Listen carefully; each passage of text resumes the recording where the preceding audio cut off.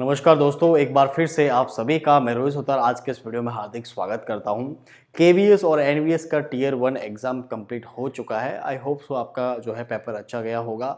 आज के इस वीडियो में उसी पर्पस पे अपन चर्चा करने वाले हैं कि क्या आप टियर 2 के लिए सेफ जोन में है या क्वालिफाइड है या नहीं है। ठीक है, उससे पहले मैं आपको ये बता दूं कि एग्जाम पैटर्न को समझना बहुत जरूरी होगा। राइट, जैसे अगर मैं वैसे तो आपको पता ही होगा, बेसिकली ये आपका एग्जाम पैटर्न था जिसमें आपका रीजनिंग के क्वेश्चन थे, आपका न्यूमेरिक एबिलिटी के क्वेश्चन थे, बेसिक कंप्यूटर था, आपका जनरल नॉलेज और जनरल साइंस भी इसमें थी, लैंग्वेज टेस्ट था जिसमें कंपल्सरी आपकी इंग्लिश थी, और एक आपने जो लैंग्वेज चूज़ की मोस्टली जो है हिंदी ही आपने चूज़ की होगी, वो आपकी लैंग्वेज थी। और इस हिसाब से इसके नंबर ऑफ क्वेश्चन का डिस्ट्रीब्यूशन था, और ये इसके मल्टीप्लाई 3 के हिसाब से इसके मार्क्स से टोटल नंबर जो टोटल मैक्सिमम मार्क्स थे वो 300 थे। और इसमें जो क्वालिफाइंग नेचर जो हम बोल रहे थे, एक्चुअल में मैंने आपको पहले ही बताया था ये क्वालिफाइंग नेचर का नहीं था। इसको ये कहे कि इसमें मिनिमम इतने नंबर या इतने आपके परसेंटेज अगर आते हैं 40% अनरिजर्व कैटेगरी के अगर बारे में बात करूं तो आप जो है इस एग्जाम में क्वालिफाइड हो। इसका मतलब मैं आपको पहले जो है क्वालिफाइड मार्क्स बताऊं उससे पहले मैं आपको ये चीज़ क्लियर करना चाहता हूँ कि जो 300 है उसका अगर मैं 40% अगर मैं फाइंड आउट करता हूँ तो बेसिकली वो मुझे मिलेगा 120 मार्क्स। अब जिस बच्चे के 120 मार्क्स में बेसिकली अनरिजर्व कैटेगरी के बारे में बात करो, जिस बच्चे के 120 मार्क्स है ही नहीं वो तो वैसे ही डिस्क्वालीफाई हो गया इस पर्टिकुलर एग्जाम के लिए, क्योंकि 40% मार्क्स तो कंपल्सरी थे। ठीक है, अब टियर 2 के लिए कौन कौन से विद्यार्थी जो है इसमें एलिजिबल है, ये डाटा मैंने किस प्रकार से प्रिडिक्ट किया है वो मैं आपको समझाता हूँ। अब देखो, वोट के बेसिस पे तो हम बिलीव नहीं कर सकते, क्योंकि वोट में इशू क्या रहता है, जिस व्यक्ति ने जिस कैंडिडेट ने एग्जाम नहीं दिया वो भी वोट करता है, और जिसने एग्जाम दिया है वो भी सही ढंग से वोट नहीं करता, वो भी जस्ट ये देखने के लिए वोट करता है कि किस रेंज के मार्क्स के रेंज के जो है नंबर ऑफ स्टूडेंट ज़्यादा है। तो वो जस्ट एक है ना साइकोलॉजिकल, अगर मैं बात करूँ तो वो जस्ट एक जो हाई रेंज होता है उस पर क्लिक करता है, और लगभग ये सारे बच्चे ऐसे करते हैं और एक तरह का रॉन्ग वोटिंग हो जाती है, और इस तरह से रॉन्ग वोटिंग के साथ साथ में रॉन्ग प्रिडिक्शन हो जाता है, और फिर वो जो कट ऑफ अलग ही आती है और प्रिडिक्शन अलग ही होता है। ठीक है, इसलिए यहाँ पे मैंने जो जिस पर्पस पे जो एक्सपेक्टेड मैं बता रहा हूँ, मैं एक्सपेक्टेड यूज कर रहा हूँ। एग्जैक्ट कट ऑफ तो देखो कोई प्रिडिक्ट नहीं कर सकता, जो फाइनल आएगी वही आएगी।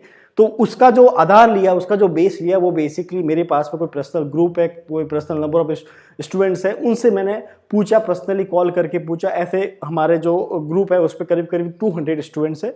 ठीक है, 200 मेंबर्स है, जिसमें कुछ जो है इस एग्जाम में एनरोल हुए थे, है ना। EMRS हुआ, NVS KVS हुआ, इस पर्पस पे ग्रुप बनाया हुआ है, जिसमें कुछ बच्चों से मैंने पर्सनली भी बात की। ठीक है, आप करीब करीब मान लो 68 स्टूडेंट से मैंने पर्सनली बात की, उनसे समझा कि भाई आप मुझे अपने हिसाब से बताओ जो एग्जाम में रियल में बैठ के आए, जिन्होंने रियल में एग्जाम दिया है। क्योंकि होता क्या है कि एक एग्जाम का जो प्रेशर होता है ना, उसमें क्वेश्चन अटेम्प्ट करना और एक बाहर आके क्वेश्चन पेपर को उसी टाइम पीरियड में सॉल्व करना, रात दिन का अंतर है। हम ये बिल्कुल प्रेडिक्ट नहीं करेंगे कि बाहर अगर आप कितना भी प्रेशराइज करके एग्जाम को उस क्वेश्चन को सॉल्व करो, और एक एग्जाम हॉल में बैठ के क्वेश्चन को सॉल्व करो जहां पे आपके आगे जो है वॉच लगी, उसमें टाइम का जो है आगे बढ़ता रहता है, और फिर आपको सॉल्व करना। और जब आपको ये पता चले कि उसमें रीजनिंग और आपकी जो मैथमेटिक्स है वो इतनी टफ है, जो SSC लेवल का होता है, पूरा टाइम का खेल था बेसिकली। राइट, और एक और चीज मैं बात करूं, हर कोई बात कर रहा है रीजनिंग और मैथ के बारे में, लेकिन जनरल नॉलेज के बारे में कोई बात नहीं कर रहा है। मेरा ये मानना है कि जो साइंस वाले बेसिकली स्टूडेंट है, जो all time like GK GS के कॉन्टेक्ट में नहीं रहते, लाइक GS तो फिर भी ठीक है, GK के कॉन्टेक्ट में नहीं रहते, उनके लिए तो ये GK भी टफ था, GK भी आसान नहीं था। ये उनका ऑब्जर्वेशन है जो रियल में एग्जाम देखे आए, उनके लिए GK भी थोड़ा टफ था। क्योंकि देखो GK में तो ये था कि अगर आपने कोई चीज पर कोई पर्टिकुलर टॉपिक पढ़ रखा है, अगर वो उस टॉपिक से क्वेश्चन आए हैं और वो चीज आपको याद रही है, ठीक है, उस एग्जाम हॉल में, तो आप जो है उसको इजीली आप जो है उसको राइट टिक कर दोगे। अदरवाइज अगर आपको याद नहीं है और ऊपर से इतना टाइम कम है, 120 मिनट्स आपको मिलते हैं, उसमें 100 क्वेश्चन आपको ही करने थे, 120 मिनट्स। और 120 मिनट्स में भी जो है आधे टाइम तो आपको क्वेश्चन को रीड करने में लग जाता है। क्वेश्चन भी बहुत लेंथी थे।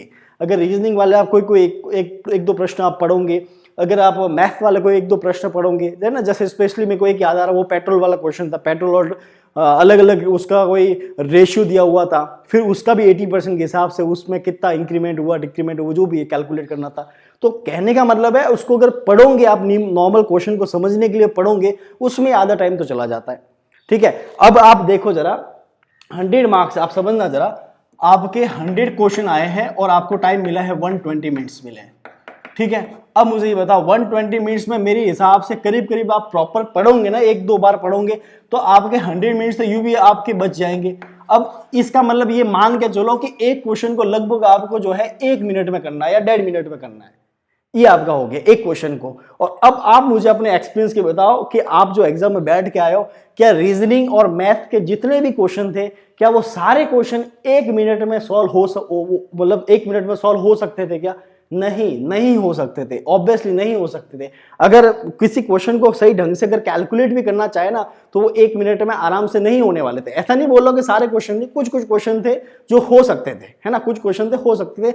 अब मैथ के कुछ क्वेश्चन इतने डिफिकल्ट तौर पे रिप्रेजेंट थे कि उसको कुछ बच्चों ने तो अटेम्प्ट करना ही थोड़ा अवॉइड किया कि नहीं, एक बार इसको तो अटेम्प्ट ही नहीं करते, जैसे वो पावर या बहुत बड़ा कॉम्प्लेक्स कोई कैलकुलेशन का दिया हुआ था, राइट। तो इस पर्पस पे जो डाटा प्रिपेयर किया है वो कुछ इस प्रकार से है कि उन्होंने मुझे कुछ बताया कि इसमें आप देखोगे कि मैंने ऑन एवरेज के हिसाब से बात किया कि उन्होंने उनके जो क्वेश्चन बने पार्ट फर्स्ट में, मतलब जनरल रीजनिंग अगर बात करूं तो 20 में से जो है 14 क्वेश्चन ऑन एवरेज उनके बन रहे थे, मतलब कह सकते हैं कि हाँ इतने जो है उनसे सॉल्व हुए थे। और फिर जो है यहाँ पे 6 क्वेश्चन सॉल्व उनके हो पाए थे इन द मैथमेटिक्स, ठीक है। और अगर बेसिक कंप्यूटर में बात करूं तो उनको थोड़ा इजी लगा था ये पोर्शन, तो इनमें 60 क्वेश्चन वो कर पाए थे आसानी से। ये एवरेज पर्पस पे बात कर रहा हूं, जिनका जो ऑब्जर्वेशन मैंने लिया एवरेज पर्पस पे। और अगर मैं जीके जीएस में बात करूं, जिसमें देखो जीके जीएस में पता है ये जो मार्क्स आ रहे हैं ना वो भी इस पर्पस पे आ रहा है कि उसमें एक दो क्वेश्चन जो है जनरल साइंस के भी थे, ठीक है, या जो एप्टीट्यूड टाइप के क्वेश्चन थे तो वो भी इजीली सॉल्व हुए थे।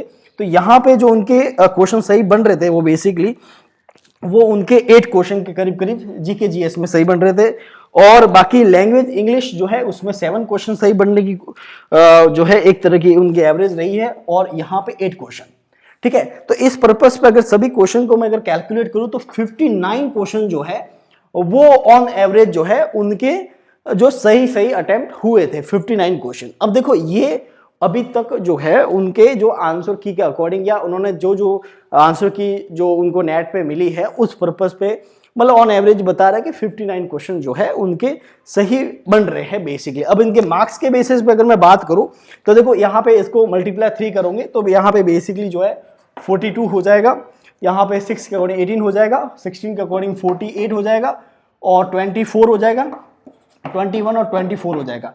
ये जब टोटल आप सम करोगे तो यहाँ मिलेगा 177 मार्क्स, ठीक है। मैं ये बेसिकली अनरिजर्व कैटेगरी, फिर आपको मैं कैटेगरी वाइज भी कट ऑफ बता दूंगा, ठीक है, प्रिडिक्शन मार्क्स बता दूंगा, कट ऑफ भी नहीं कहेंगे इसको। 177 इनका ये था कि हाँ इतना जो है मेरा जो है इतनी पहुंच है, ये उनका ऑब्जर्वेशन था। अब देखो जरा, हो सकता है एक दो क्वेश्चन तो देखो एक दो क्वेश्चन तो रॉन्ग होने की संभावना बनी रहती है।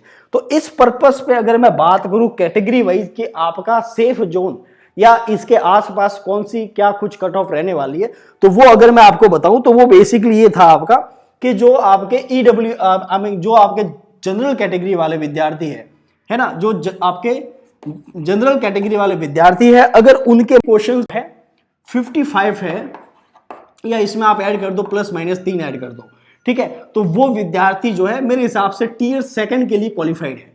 ये आपकी होगी जनरल वाले स्टूडेंट, ठीक है। अगर मैं बात करूं ईडब्ल्यूएस वाले विद्यार्थी के बारे में बात करूं तो लगभग जो है इनका 53 प्लस माइनस 3 के अकॉर्डिंग अगर बात करें तो वो विद्यार्थी सेफ जोन में है। फिर बात करता हूं ओबीसी, जो ओबीसी वाले विद्यार्थी है उनका अगर 50 क्वेश्चंस के साथ में प्लस माइनस 3 है तो वो वाले भी, ये प्लस माइनस 3 इसलिए कह रहा हूं क्योंकि ये एवरेज आया मेरे पास में, ठीक है, हो सकता है इसके आसपास रहे।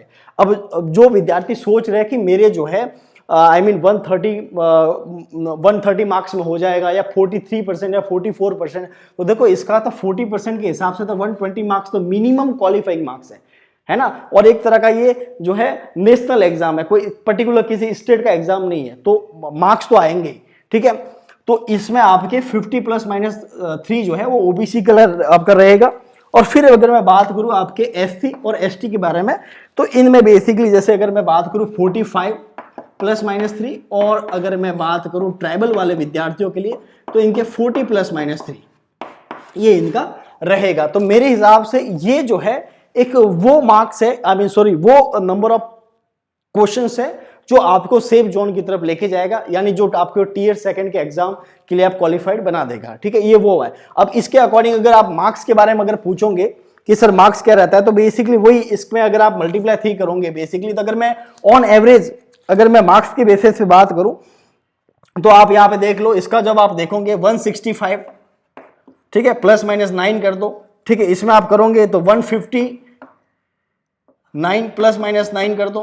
ठीक है, और इसमें आप कर दो 150 प्लस माइनस 9 कर दो, 135 प्लस माइनस 9 कर दो, और 120 प्लस माइनस 9 कर दो। ये आपके हो जाएगा ईडब्ल्यू आपके अनरिजर्व कैटेगरी वाले के विद्यार्थियों के लिए, यानी जनरल वाले के लिए। ये आपका हो जाएगा ईडब्ल्यूएस वाले के लिए।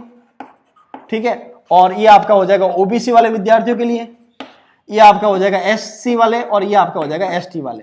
ठीक है, तो ये जो रेंज है मार्क्स का, वो मेरे हिसाब से जो है उनको सेफ जोन की तरफ लेके जाता है, अनरिजर्व कैटेगरी वाले और ये एसटी वाले। ठीक है, इनके आसपास देखो, एग्जैक्ट तो कोई बता ही नहीं सकता एग्जैक्ट क्या होगा, और ये जो मार्क्स रहते हैं वो भी अपने ऊपर नंबर ऑफ स्टूडेंट के ऊपर ही डिपेंड करते हैं। ठीक है, कि किस प्रकार से पेपर किया। अब ये बेसिकली है। अब ये जो आप सोच रहे होंगे सर ये आपने कौन से विद्यार्थी यानी किस सब्जेक्ट के विद्यार्थियों के बेसिस पे जो है मैंने ये एनालाइज किया, तो बेसिकली मैं केमिस्ट्री वाले जो केमिस्ट्री वाले स्टूडेंट्स हैं उनके बेसिस पे बात की थी। और जब ये जो है ना मैंने इस पर्पस पे बनाया कि देखो केमिस्ट्री में बेसिकली अगर मैं बात करूं केवीएस का, तो केवीएस में पहले नंबर ऑफ सीट कितनी थी, 204 थी। ठीक है, उसमें 23 बड़ी थी और ये हो गई थी 227 हो गई थी। ठीक है, और जो एनवीएस है उसमें कितनी थी, 121 सीट थी। तो अगर इस हिसाब से अगर बात करूं तो ये आपके टोटल हो जाएगी 348, आपके 348 हो जाएगी। 348 जो है केवीएस और NVS combined number of seat है। ठीक है, कंबाइंड सीट बता रहा हूं सभी कैटेगरी की ऐड करके।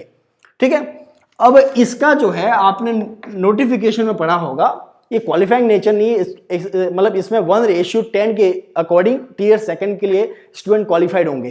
तो यहाँ पे आपका इसका मल्टीप्लाई 10 आप लोगे, इसका मतलब 3480 स्टूडेंट जो है वो इसमें क्वालिफाइड होंगे, 3480 स्टूडेंट। ठीक है, तो इसके अकॉर्डिंग केमिस्ट्री वाले विद्यार्थी की स्पेसिफिक बात यहाँ पे मैं कर रहा हूँ, ये केमिस्ट्री की सीट है। ठीक है, इसके अकॉर्डिंग आपकी ये जो है कट ऑफ या ये जो मार्क्स है आपके, वो जो है प्रिडिक्शन मार्क्स वाले मार्क्स है, वो आपके सेफ जोन वाले मार्क्स है। अगर आपके पर्टिकुलर कैटेगरी के ये मार्क्स अगर आपके बन रहे हैं तो शायद जो है आपका मतलब टीयर सेकंड के लिए आप क्वालिफाइड हो सकते हो। राइट, बाकी तो देखो जो ऑफिशियल आएगी उसके बाद में आपको पता चल ही जाएगा, लेकिन मेरे हिसाब से मेरे जो ग्रुप वाले जो मेंबर्स हैं उनसे मैं पर्सनली बात करने के बाद में जो आउटपुट निकला है वो कुछ इस प्रकार से निकला है।